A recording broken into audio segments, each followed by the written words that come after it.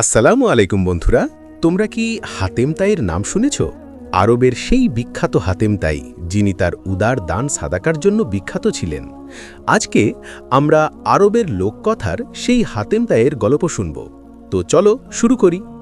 একবার মার্কোস নামক এক বিদেশি পর্যটক, যিনি দেশ বিদেশে ঘোরাঘুরি করেন, তার পথ প্রদর্শক হাম্মাদকে নিয়ে আরবের কোনো একটি শহরে আগমন করেন। সেখানে এসে তারা সবার মুখে শুধু হাতেমের নাম শোনে। কেউ বলছে, একদম হাতেমের মতো কাজ করেছ। আবার কেউ বলছে, আজকে মন ভালো থাকায় হাতেম হওয়ার চেষ্টা করেছি। কেউ বলছে, গতকাল আমিও হাতেম হওয়ার চেষ্টা করে অনেক প্রশংসা পেয়েছি। সবার মুখে হাতেমের কথা শুনে মার্কোস এবং হাম্মাম খুব হতবাক হয়ে যায়। তখন মার্কোস গিয়ে কয়েকজনকে জিজ্ঞেস করে, আপনারা সবাই দেখি হাতেম হাতেম করছেন, এই হাতেম আবার কি? তখন তারা বলে, আসলে হাতেম একজন ব্যক্তির নাম। তিনি তার দানশীলতার কারণে আরবে অনেক বিখ্যাত। এই কারণে লোকেরা বিভিন্ন মহৎ কাজকে হাতেমের কাজের সাথে তুলনা মাধ্যমে ব্যক্ত করে। তখন মার্কোস বলে, এবার বুঝেছি, ধন্যবাদ আপনাকে। তখন লোকটি বলে, দেখুন, ওখানে ওরা সবাই হাতেমকে নিয়েই কথা বলছে। তখন তারা শুনতে পায় লোকগুলো বলছে, শুনেছি হাতেম নাকি মরুভূমিতে পথহারাদের থাকা এবং খাওয়ার ব্যবস্থা করে। তখন আরেকজন বলে, আমার বাবা একবার মরুভূমিতে হারিয়ে গিয়েছিল, কিন্তু হাতেমের ঝালানো আগুনের কারণে তিনি আবার পথ খুঁজে পান। আরেকজন বলেন, আমার ভাইও একবার মরুভূমিতে ঝড়ের মুখোমুখি হয়েছিল, কিন্তু হাতেম তাকে নিজের খাবার এবং পানি দেওয়ায় সে বেঁচে যায়। তাদের এসব কথা শুনে মার্কোস খুব অবাক হয়ে যায়। সে বলে, বিশ্বাসই করতে পারছি না, আরবদের উদারতার কথা তো আমি অনেকবার শুনেছি, কিন্তু এত বড় দানশীলতা সে এমন কেন করছে? তখন হাম্মাদ বলে, এমন দানশীল কোনো মানুষ হয় নাকি? নিশ্চয়ই সে খ্যাতির পেছনে ছোটা কোনো ধোঁকাবাজ হবে। মার্কোস বলে, তাই নাকি? তখন হাম্মাদ বলে, দেখো, আমি প্রমাণ করেই ছাড়ব। এরপর মরুভূমি থেকে একদল কাফেলা এই শহরে আসে। হাম্মাদ তাদের সালাম দিয়ে তাদেরকে জিজ্ঞেস করে, আপনাদের মধ্যে কেউ কি হাতেমকে চিনেন? তারা বলে, তারা তাকে চিনে না, কারণ তারা ছিল আরবের দূরের এক এলাকার কাফেলা। তখন হাম্মাম তাদেরকে বলে, শুনুন, এই শহর থেকে দক্ষিণ পশ্চিম দিকের বালুর টিলা ঘেরা মরুভূমিতে গেলে আপনারা হাতেম নামের এক লোককে পেয়ে যাবেন। তখন তারা বলে, তাকে দিয়ে আমাদের কি কাজ? তখন হাম্মাদ বলে, সে আপনাদের কাফেলার সবাইকে তার তাঁবুতে ভোজের আমন্ত্রণ জানিয়েছে। এটি শুনে তাঁবুর লোকেরা বলে, তাই নাকি? হাম্মাম বলে, অবশ্যই অবশ্যই। বস্তুত হাম্মাদ দেখতে চেয়েছিল হাতেম তাই কি আসলেই একজন দয়ালু এবং দানশীল ব্যক্তি কিনা। তারা যখন হাতেম তাইয়ের তাঁবুর দিকে যাচ্ছিল, তখন হাম্মাদ এবং মার্কোস তাদের পিছন পিছন যায়। তখন হাম্মাদ বলে, এখন নিজের চোখে হাতেমের আসল রূপটা দেখতে পাব। এরপর আমরা দেখতে পাই হাতেম তাইর তাঁবু, যেখানে তার পরিবার খাবার রান্না করছেন, আর হাতেম তাই তার গৃহপালিত ভেড়া থেকে দুধ দহন করছে। ঠিক তখনই সেই কাফেলার লোকগুলো সেখানে এসে পড়ে আর বলে, যদি আমরা ভুল না হই, আপনি কি হাতেম তাই? তখন হাতেম তাই বলে, ঠিক ধরেছেন, আমিই হাতেম তাই। এরপর হাতেম তাই লোকগুলোকে ভালো করে দেখে বুঝতে পারে তারা অনেক দূর থেকে এসেছে, তারা অনেক ক্লান্ত। তারা কিছু বলার আগেই হাতেম তাই নিজে থেকেই বলেন, নিশ্চয়ই সফর করে আপনারা অনেক ক্লান্ত, আসুন তাঁবুর ভিতরে এসে বসুন। হাতেমের এই কথা শুনে কাফেলার লোকগুলো অবাক হয়ে যায়। তারা মনে মনে ভাবে, আমাদেরকে না জেনে না শুনে অতিথি আপ্যায়ন করছে। আর এই সব দৃশ্য দূর থেকে মার্কস আর হাম্মাদ দেখতে থাকে। এরপর সেই কাফেলার লোকগুলোর জন্য হাতেম তাই অনেক রকম খাবারের আয়োজন করে। তাদের সমনে বিভিন্ন রকমের খাবার দেখে তারা হতবাক হয়ে যায়। তারপর তারা খাবার খাওয়া শুরু করে। তারপর আমরা বুঝতে পারি হাতেম এত খাবার কিভাবে আয়োজন করে। আসলে সে তার শেষ দুটি ভেড়া দিয়ে তাদের মেহমানদারি করে। তারপর খাবার শেষে কাফেলার লোকগুলো হাতেমকে বিদায় জানিয়ে সেখান থেকে চলে যায়। হাতেমও তাদেরকে বিদায় জানায়। তখন মার্কাস বলে, এবার বুঝেছি, সবাই তার ব্যাপারে সত্যিই বলেছিল। তখন হাম্মাদ বলে, এবার আরও লোককে এনে দেখব কি করে সে।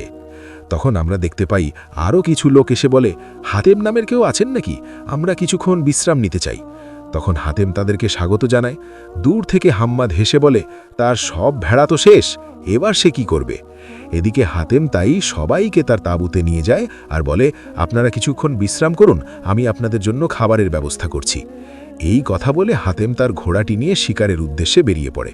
সৌভাগ্যবশত সে একটি হরিণকে দেখতে পায় এবং তাকে লক্ষ্য করে একটি তীর নিক্ষেপ করে এবং তা গিয়ে হরিণটির গায়ে লাগে এবং হরিণটি মাটিতে পড়ে যায়। কিন্তু যখনই সে হরিণটি নিতে যাবে তখনই সে দেখতে পায় একটি সিংহও সেখানে ছিল। সিংহটি যখন তার দিকে দ্রুত তেড়ে আসতে থাকে তখন সে সিংহের দিকে তীর তাক করে, আর পর আমরা দেখতে পাই হাতেম তাই হরিণটিকে কাঁধে করে নিয়ে আসছে। এর মানে হাতেম তাই সিংহটিকেও মারতে সক্ষম হয়। হরিণটি দেখে লোকগুলো অনেক বিস্মিত হয় আর বলে, এটি কি আমাদের জন্য শিকার করেছেন?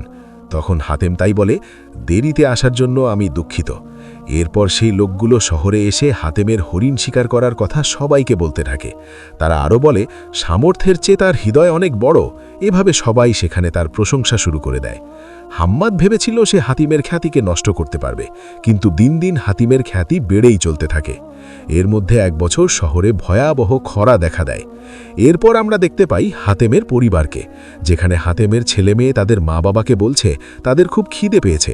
তখন হাতেম বলে, আমি বুঝতে পারছি যে তোমাদের কষ্ট হচ্ছে, কিন্তু কি করার, আমাদেরকে ধৈর্য ধরতে হবে। তখন কেউ একজন তাঁবুর বাহির থেকে বললেন, মাফ করবেন, কেউ আছেন? তখন হাতেম তাই গিয়ে বলে, জি বলুন, আপনি কে? তখন মহিলাটি বলে, আমি এই মরুভূমির কিছুটা পশ্চিমে অবস্থিত একটি গ্রামের বাসিন্দা। আমার বাচ্চারা ক্ষুধার কারণে খুব কান্নাকাটি করছে।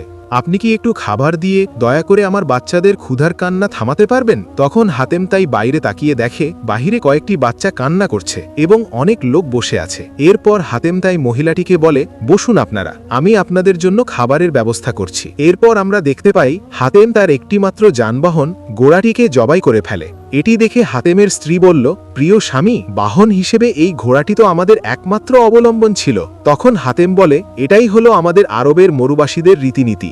আসলে আরবরা ছিল অতিথি আপ্যায়নে সর্বসেরা। তখন তার স্ত্রী বলে, বুঝেছি, একজন মরুবাসী হিসেবে আমিও রীতিনীতি অনুযায়ী চলব।